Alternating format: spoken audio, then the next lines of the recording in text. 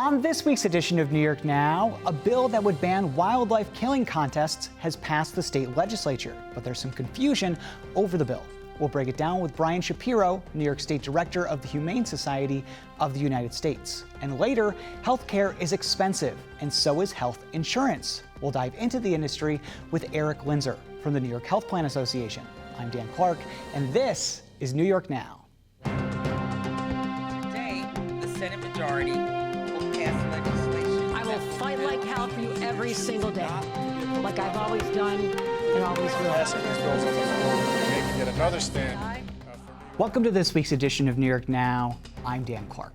It's the middle of August, which means we're about 5 months out from next year's legislative session. And if you're not keeping track, we're about 2 months out from the end of the last one. And it was a big one. Lawmakers from both chambers passed 896 bills this year, though believe it or not, that's actually less than last year when they passed 1,009 bills, which was the most passed in a legislative session in New York in at least 2 decades. We checked. Some years, but not all, lawmakers will make a special trip to Albany outside session to pass a few bills if they feel they have a good reason. Like last year, when lawmakers came back to Albany to pass new gun laws after the U.S. Supreme Court struck down the state's concealed carry statute. But this year, that doesn't look likely, at least for right now. Some have called on the legislature to return to Albany for a whole host of reasons, including the state's migrant crisis. But Speaker Carl Heastie told reporters in Albany this week that there are no plans to return, saying the federal government should be playing a larger role in managing the crisis. But I think right now, the state and particularly the city of New York, just trying to play catch up. And as every time I've had an opportunity to be asked the question about this crisis, I think we really do need help from the federal government. There's no way the state is going to be able to financially deal with this, the migrant crisis without federal intervention. And we'll hear more from Speaker Heastie when he joins us on next week's show. But for this week's show, we wanted to dive into a few issues we don't usually cover. One of them is health insurance, which we'll get to a little later. But first, we're going to talk about wildlife killing contests in New York. If you live in a city, you probably don't know about this. And honestly, a lot of people in rural areas might not either. And for obvious reasons, I'm not going to show any visuals of this for our viewers sensitive to violence. But every year in New York, there are contests held around the state to kill wildlife. And no, we're not talking about regular hunting, where you go out for a day, maybe with a few friends during the regular hunting season. These are contests, sometimes with prizes, where the goal is often to kill the most animals or a certain kind of animal. And for the past several years, lawmakers who oppose those contests have tried to pass a bill that would ban them. And this year, that finally happened. So now it's up to Governor Kathy Hochul to either sign the bill and ban the contests or veto it and keep them going. But there's also been a lot of misinformation about the bill, with critics saying it targets hunting writ large. It does not, by the way. And we'll add a link to the bill on our website in case you want to read it yourselves. But we also wanted to go deeper and explain how the bill would work and what it would actually do. So this week, we turned to Brian Shapiro, New York State Director of the Humane Society of the United States, to learn more. Brian, thank you so much for being here. I appreciate it. Thanks for having me, Dan. Of course, anytime. So these wildlife killing contests are not new in New York, and this bill is also not new in New York. It's been around for at least a few years now, but it passed both chambers this year, meaning it now goes to Governor Kathy Hochul. Was there anything this year that you think prompted the bill to finally gain enough support to pass? I think there's 2 factors in it seeing this bill pass with bipartisan support in both houses, and now, as you mentioned, it will be called by Governor Hochul. The first one is more people have become aware of this. This is not just the Humane Society of the United States focusing on this. There's many other groups. There's so many different stakeholders that are highlighting this. So, concerned by the public as the public becomes more aware of these cash for wildlife competitions. I think another turning point was in 2020 when the HSUS released an undercover investigation of the state's largest wildlife killing contest, which occurs in Sullivan County, New York. Very graphic, And our investigators found that the animals were thrown into dumpsters. And by getting this information out, I think also elected officials, a lot of the legislators that I spoke with, their first reaction was, I can't believe this is allowed. And it is allowed. And I think those are the two main factors as to why we saw this finally move.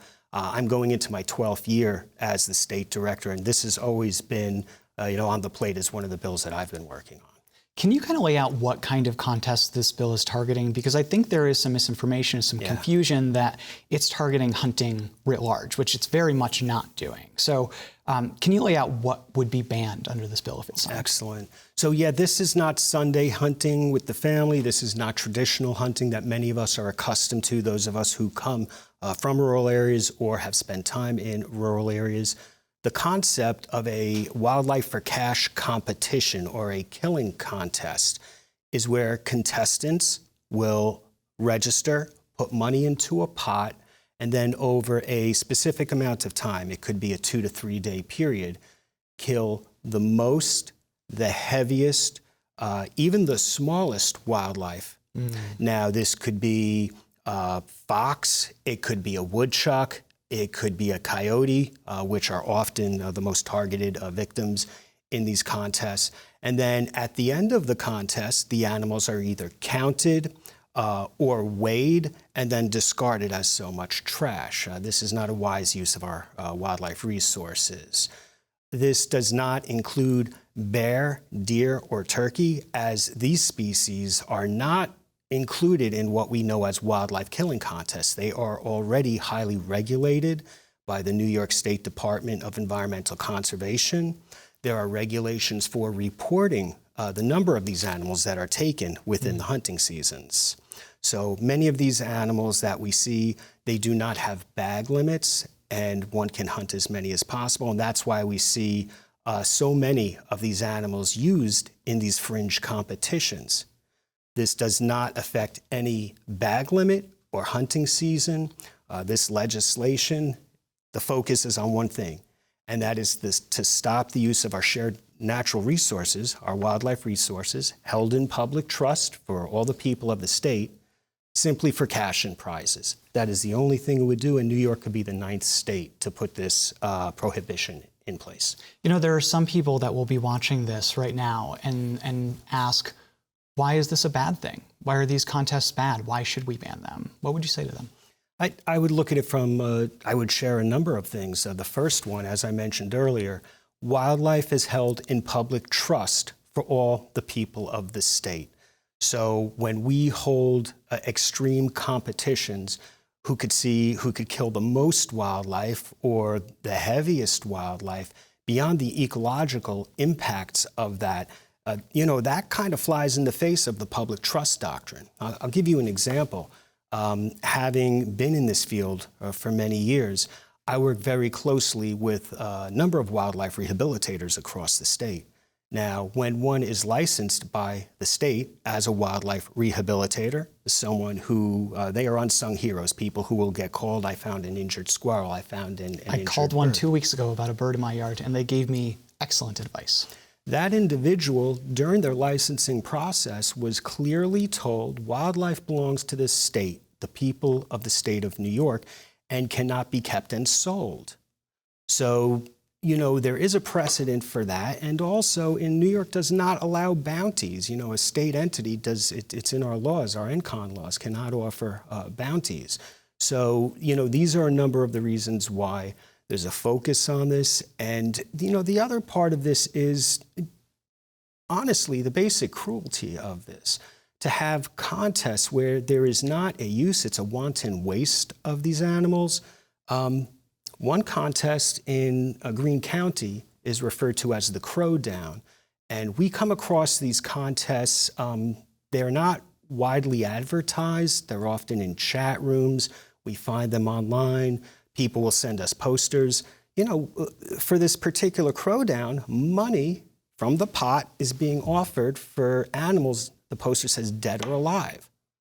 So, this is something that is not keeping with fair chase, the ethics and the norms of traditional hunting, and that's why we have strong support from members of the hunting community, wildlife rehabilitators, veterinarians, farmers, and the list goes on.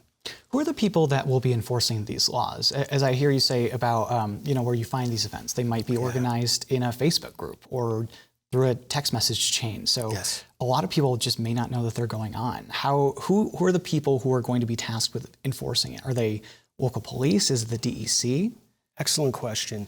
What we've seen in other states where this bill has passed, this is not something where we have NCON police out like marching through the woods.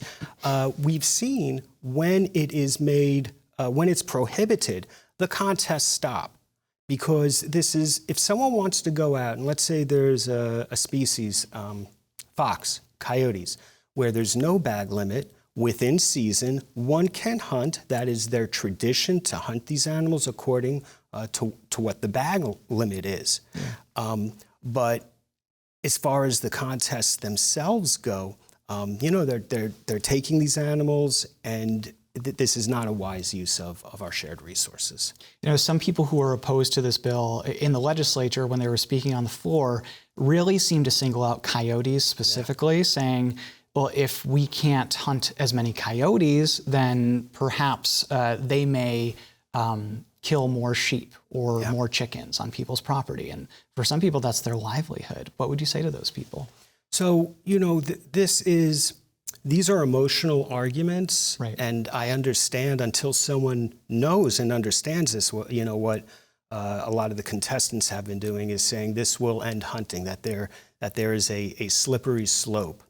But as far as predation goes, according to the Department of Environmental Conservation, the random removal of coyotes will not decrease population numbers, it will not increase protection for livestock, and it will not increase deer densities. Additionally, the agency had said that the large-scale removal, if we're focusing on coyotes, will not reduce populations and is not warranted, and it is not practical. And it's worth noting that the DEC does not condone or sponsor these events. Right, this is a very narrow bill. And oftentimes when we have a narrow bill that's focused on something kind of cultural in the state, cultural divide between upstate and downstate, a lot of the time, politics really inserts itself into there. So while this bill will not directly impact most New Yorkers, it's a political issue that makes people think that it's going to affect them more than it actually is. With that being said, it now heads to Governor Kathy Hochul. She's not up for re-election next year, but every member of the legislature is, and every member of Congress is as well. Meaning that if people are mad at Democrats or Republicans next year, it might reflect that way in the polls. So as the governor is getting ready to make a decision on it, are you concerned at all that politics gets in the way of this? And she says, I don't want to do this. And behind the scenes, it's, I don't want to do this because it might be bad for my party. This bill has gained bipartisan support. When this was, there's all the different committees that any bill has to go through. Went through NCON, went through codes. In the Senate Environmental Conservation Committee, there wasn't debate. It passed without any opposition.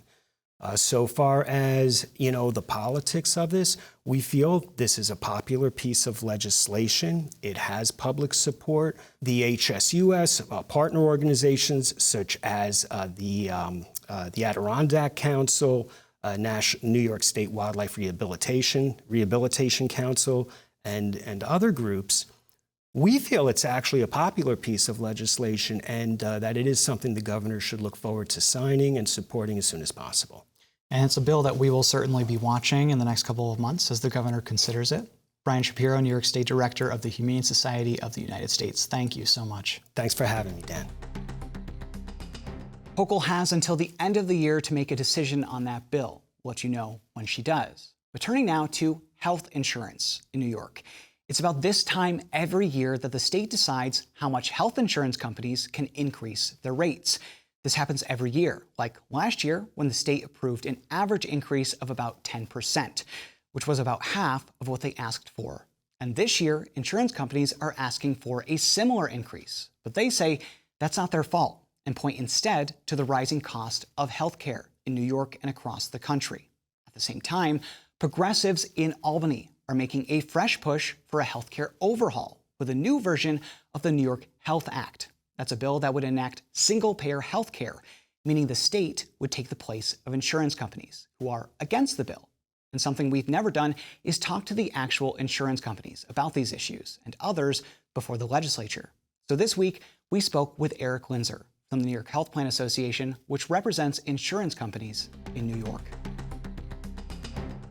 Eric, thank you so much for being here. I appreciate it. Oh, thanks for having me, Dan. Of course. We don't really talk about health insurance that much on this show, so I'm thrilled to have you. I want to talk about a few bills that you were watching during the session this year that deal with your industry. One bill that I found really interesting, it would require drug manufacturers to give at least 60 days notice if they're going to raise the price of a drug more than 16%. So I don't really pay attention that much to the price of the medication that I pick up at the pharmacy because usually it's pretty close to what I bought it for the last time. How common is it for these drug manufacturers to change these prices so abruptly? Well, each year you see pretty significant price increases. This past year alone in January, manufacturers increased the prices of drugs on about 1,000 different drugs, in some instances by more than double digits.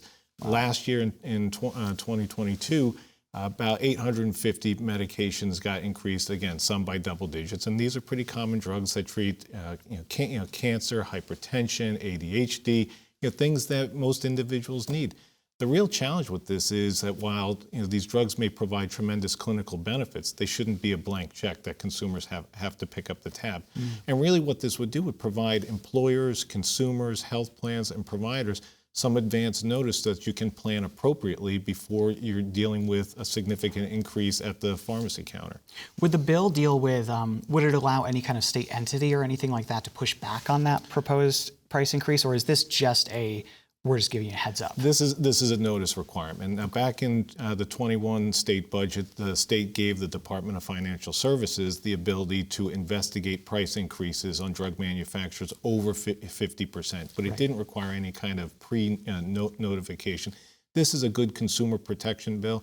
Giving them requiring advance notice is a good way to help consumers think about, okay, what are my potential out-of-pocket costs? And you think about just several years ago when you saw increases for EpiPens. Anybody who has a kid with a nut allergy has 3 or 4 EpiPens. If the price goes up, you want to at least have some advance notice to maybe go out, update your prescription beforehand so you provide a little bit of cost certainty for yourself. Oh yeah, especially when we're talking about things like allergies and things like that. Those are life or death things. Absolutely. It's not like my allergy medication that I maybe don't need sometimes. Right. And unfortunately, we've seen significant increases from pharmaceutical manufacturers. There needs to be some accountability for big pharma. This is really providing some notice.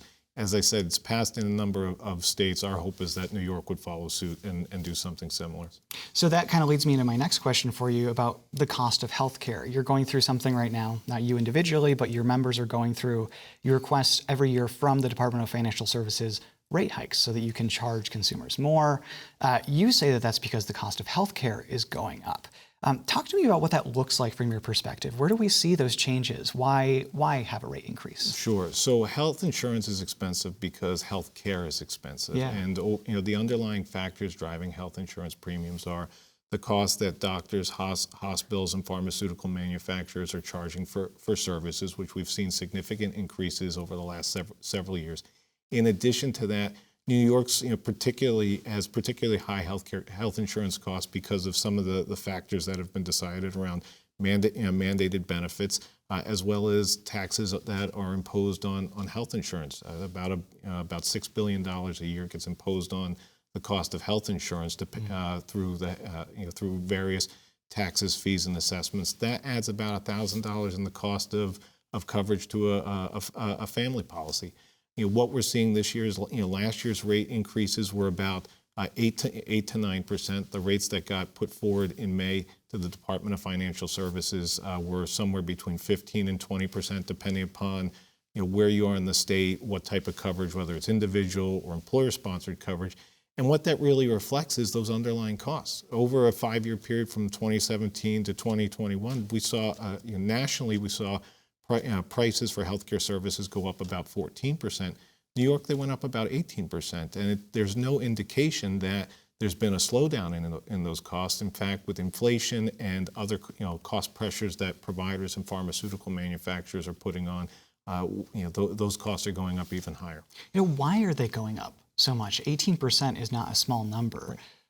Do you have any indication? Is it just inflation? That's how bad inflation is, that it's trickling into the healthcare industry, or are there other costs that are being borne? Some of it, will be factors I think we're seeing in other parts of the economy. Inflation certainly is affecting the cost of healthcare, but there's also, push on by providers to increase that are charging higher prices for the services. Same thing with pharmaceutical manufacturers. As I mentioned, at the start of this year, seeing some manufacturers charge double-digit price increases for their drugs. That's even higher than inflation. And really, the question comes down to why are those costs going up? That's part of the reason I think part of the reason some of the bills that we advocated for this past session around transparency to help answer some of those questions.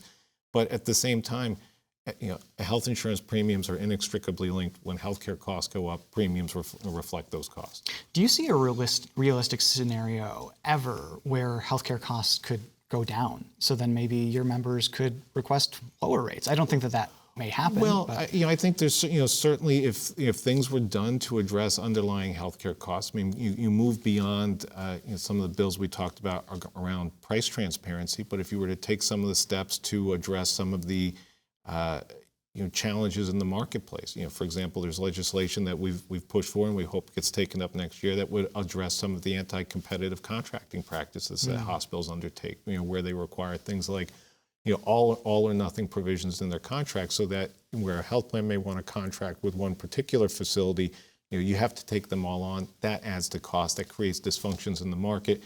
Those types of things, I think, would help to address some of the challenges in the market, deal with some of those pricing pressures. We may not see a reduction in premiums, but certainly if you deal with the underlying cost, that should eventually be reflected in premiums. Some progressive lawmakers in Albany have been pushing for a number of years a bill called the New York Health Act, which they see as the solution to all these problems we've been talking about. This is a bill that would create single-payer healthcare in New York, so all of your members would disappear, you wouldn't exist anymore, and the state would be managing the healthcare system for everybody. Excuse me. So they have recently come out with a revised version of the New York Health Act, which they say addresses some concerns from retired public employees, saying basically, you will get your benefits as you were promised under this bill, don't worry about it. You have been against the bill, and I know you're against the revised version as well. Tell me why. Well, we believe that all New Yorkers deserve high quality, affordable health care, but they also should have the power to choose the options that best meet their needs. What the New York Health Act does is moves 20 million New Yorkers into a one-size-fits-all government-run healthcare system that's really that would be an untested program. And it would lead to longer wait times for individuals and take options away from seniors. That all said, there are ways to get there. We've got to get to universal coverage. We've got more than 96% of New Yorkers who are covered. There are steps including expanding the state's essential plan to enable those individuals who aren't able to participate now because of their immigration status. That's something that we'd supported. We hope that gets taken up next year. And on your point about the changes to the New York Health Act and public retirees, the bill would actually require that public retirees to pay a pretty significant tax to help fund this thing. And for many of those individuals who are getting their coverage for free right now, that would be an increase. So it really actually adversely affects a lot of public retirees in addition to many millions of New Yorkers. It has been talked about before that the jobs that would be lost from your members could be kind of changed in a way where the state oversees the program, but insurance companies administer it. So it would be kind of a state-run program administered by your members. I've heard that talked about before. What do you think about that? Yeah, you're still dealing with the one-size-fits-all government-run program. It's that takes options and choices away from individuals. And on the job loss, while about a third of that 161,000 would come from the insurance industry, the remainder of that would come from other areas that were somewhat resistant to the economic downturn as a result of the pandemic. Finance and other industries being some of them. So you're still talking about a pretty significant job loss as a result of the New York Health Act. it's really the wrong prescription. Really, I think what New Yorkers want is for policymakers to focus on what's working, fix what's not, and be able. And we think that taking the steps around expanding coverage, particularly for those individuals who can't access it today, individuals who are shut out because of their immigration status, is really the last big batch of individuals to get us to universal coverage. That's a better approach than upending the system for 20 million New Yorkers. All right, it's something that we'll be watching. I'm curious to see if the new health chair in the Assembly makes a much major push for it next year with the Senate health chair. It's something we've been talking about for a few years now, and it doesn't seem to have made a lot of progress, but I think some lawmakers see an opportunity in the years ahead. So we will be watching that. Eric Linzer, President and CEO of the New York Health Plan Association, thank you so much. Thanks for having me, Dan. And as we mentioned, the state is currently considering new rate hikes for health insurance. We'll let you know what they decide when that happens. For more from us, head to our website. That's where you can sign up for our newsletter and find more coverage from across the state. That does it for this week. Thanks for watching this week's New York Now. Have a great week and be well.